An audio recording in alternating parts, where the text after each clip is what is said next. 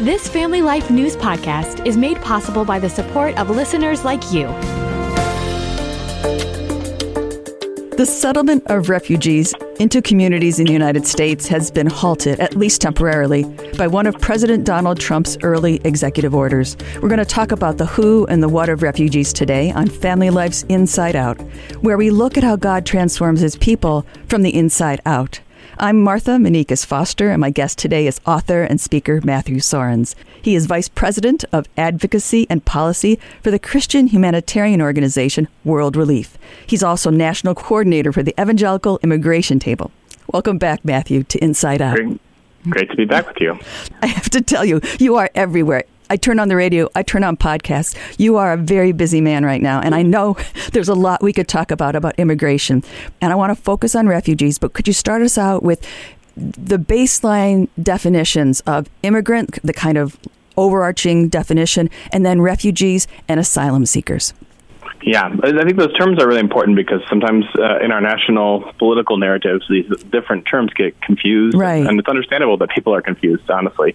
So an immigrant is like the broadest term. That's just someone from one country who's gone to reside in another country. And that could be for any number of reasons. It doesn't tell you in the term necessarily the legal status, but that's the broad term.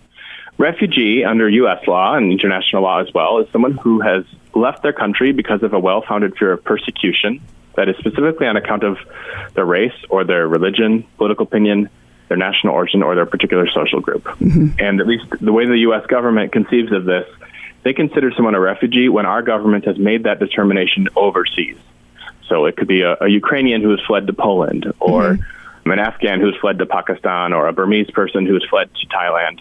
They're vetted at that point, and if the U.S. government's interview process and background checks confirm their story, that they indeed have a well-founded fear of persecution for one or more of those reasons, of course also that they're not a public safety threat or a public health threat, right, they could be resettled to the United States, which means they're flown to the United States on an airplane. They're met at the airport through what's historically been a public-private partnership by a nonprofit organization, most of the time a Christian organization that works with local churches to receive them, help them get on their feet for those first at least 90 days.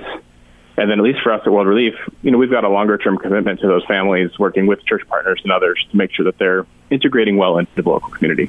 Mm-hmm. That means that a refugee has already gotten a status that our government gives them, right? And that's what's going to be different about an asylum seeker, right? That is exactly right. So the refugee, at the point they're entering the United States, they have legal status from the moment they arrive. They're authorized to work from the moment they arrive. It's an indefinite status, so there's no expiration date on that. Mm-hmm.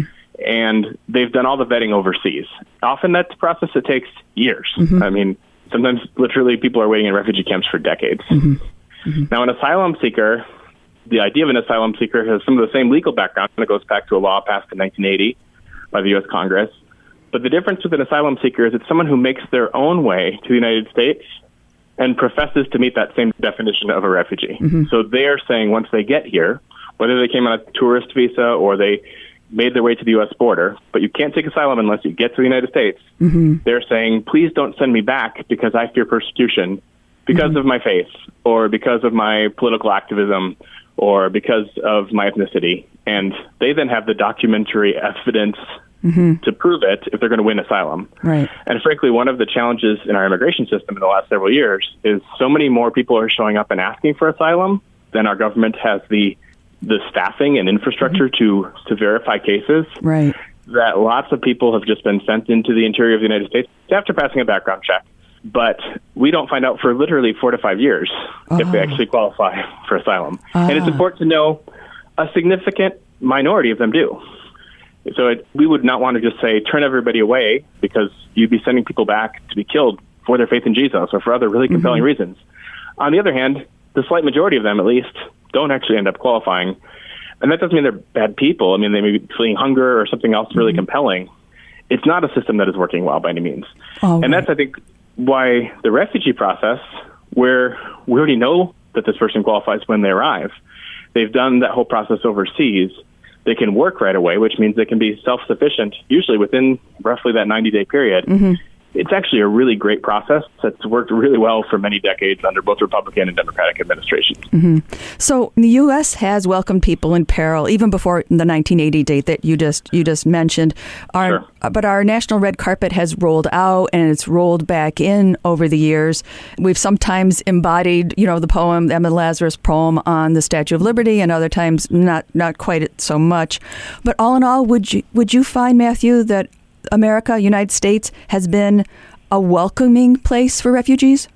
I'd say certainly at its best. And as you said, there's points in history where we haven't lived into that very effectively throughout our hundreds of years of history now as a country. But, most of us can trace our own ancestry back through someone fleeing something. Whether it would have qualified them as a refugee, probably depends. But, yeah, overall, immigration in general and refugees in particular have made America what it is in significant part. And America has basically demonstrated that can work, that we have a process by which someone can become American and can integrate into the whole of what this country is. And by the way, from a Christian perspective, we've also seen God work really marvelously through migration, and not just in the United States, of course, but there are both people who come here who don't know Jesus, who might have been unlikely to ever have had anyone explain the gospel to them had they stayed in their country of origin, who encounter the hope of the gospel here.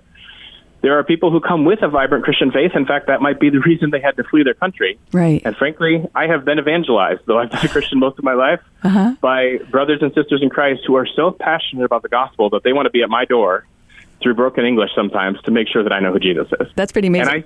And I think the American church actually needs some of that passion for the gospel. And you've told people who've been persecuted for their faith.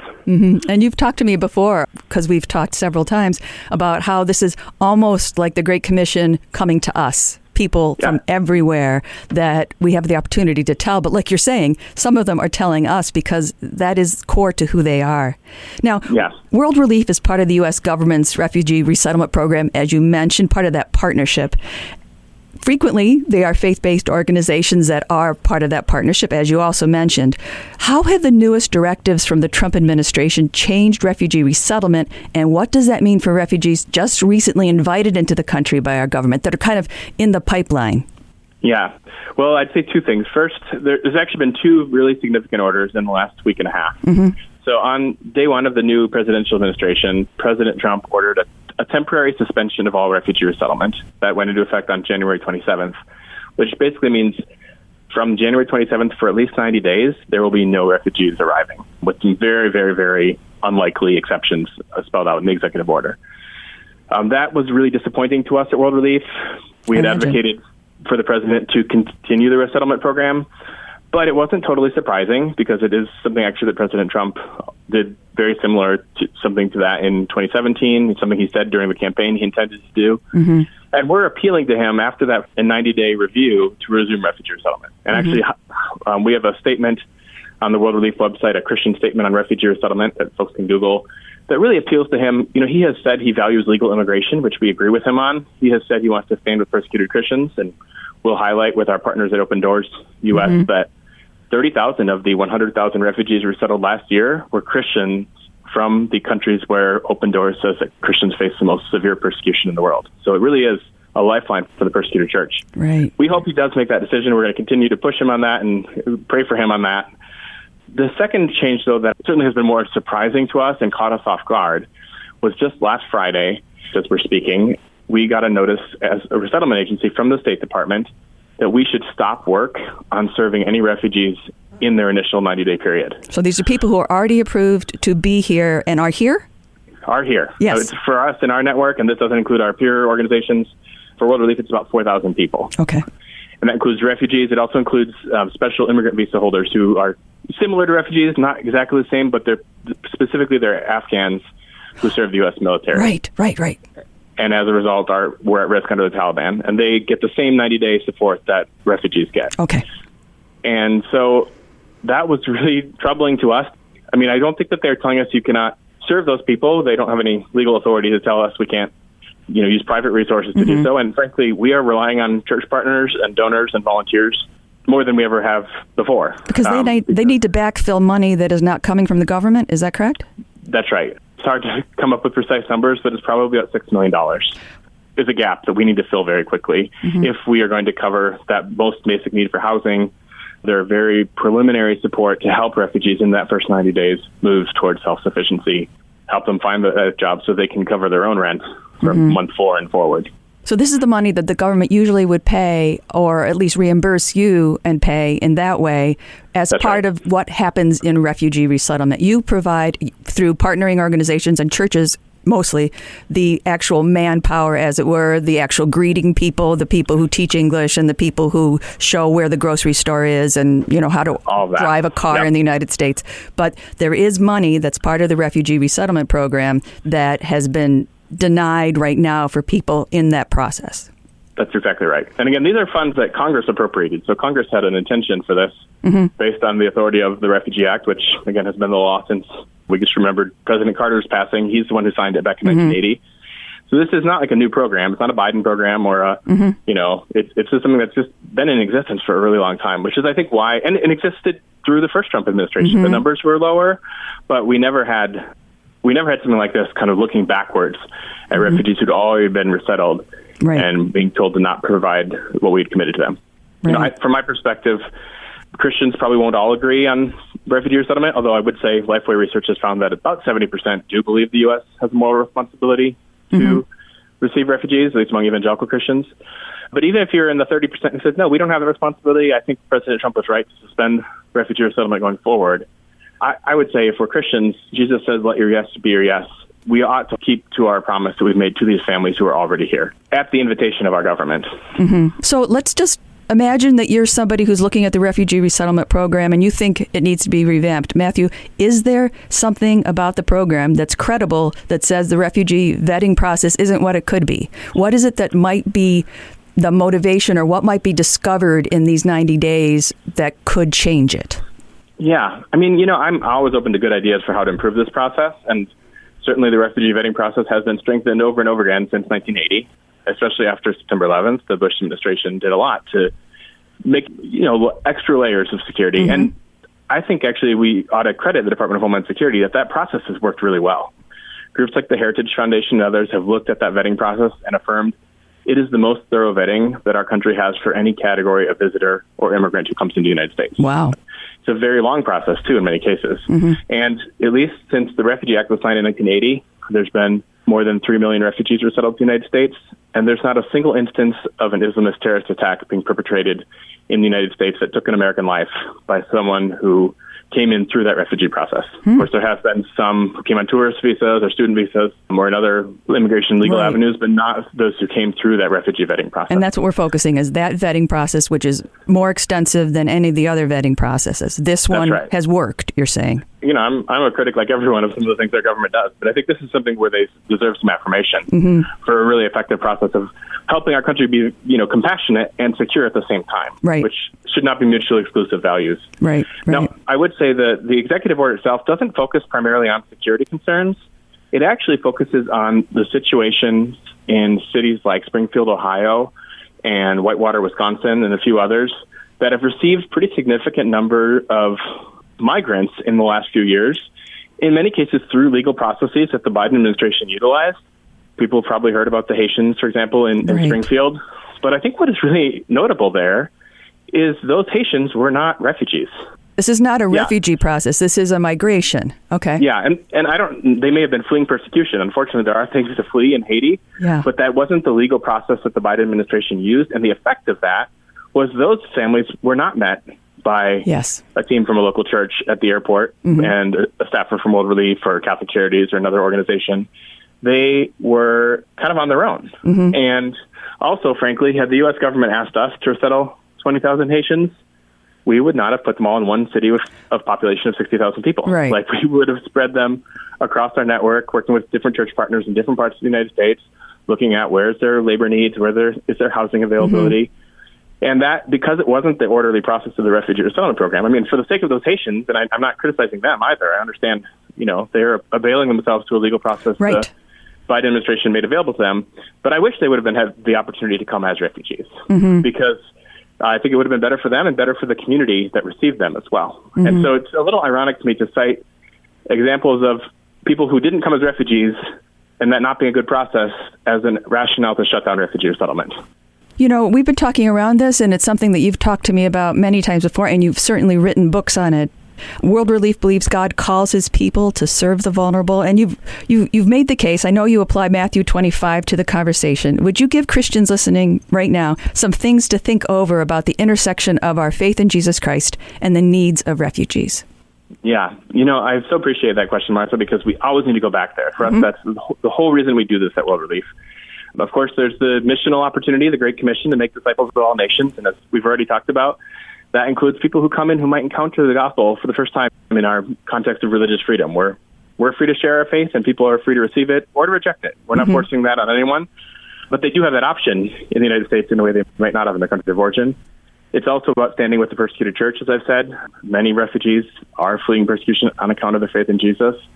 It's also about hospitality, which, hospitality is one of those good church words. Yes. It might be a committee that makes coffee. Right. But actually, hospitality in the Greek of the New Testament is philoxenia. It is the love of strangers. Yes, xenia, xenophobia. Yes. Exactly. It's the opposite of xenophobia. Right. And it's a command in Romans chapter 12. When you read practice hospitality, it means practice loving strangers. It's a requirement for leadership in the church in 1 Timothy and Titus. In Hebrews 13, we're told that some people, by welcoming strangers, have entertained angels. Angels unawares, so, yes. We think that's actually a call on the church.